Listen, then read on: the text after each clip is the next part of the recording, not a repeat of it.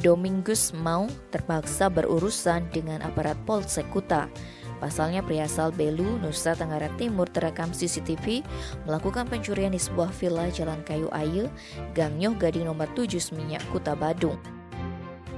Kapolsek Kuta Kompol Opa SM Takalapeta menjelaskan pencurian ini diketahui Minggu 27 Maret malam oleh warga asing asal Singapura bernama Sarah yang menginap di tempat tersebut.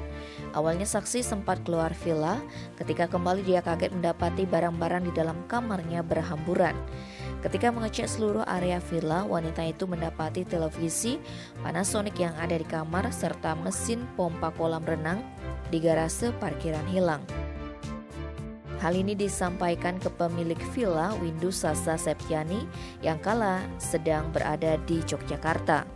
Memastikan kejadian itu, wanita kelahiran Sidoarjo itu meminta rekaman CCTV di TKP. Setelah dicermati, ternyata yang mencuri adalah mantan karyawan villanya. Menindaklanjuti laporan korban, tim Opsnal Reskrim Polsek Kuta meringkus pelaku Domingus di kawasan Ketewel, Gianyar, Kamis 31 Maret. Dari hasil interogasi, pria yang sudah mengetahui seluk-beluk TKP ini mengaku masuk dengan cara memanjat pohon nangka di samping villa. Barang curian tersebut dijual ke tukang rongsokan di belakang lapas Kerobokan, Kuta Utara Badung. Hasilnya digunakan untuk memenuhi kebutuhan hidup.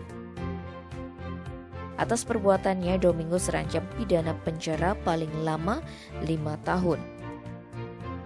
Tim Bali Express melaporkan.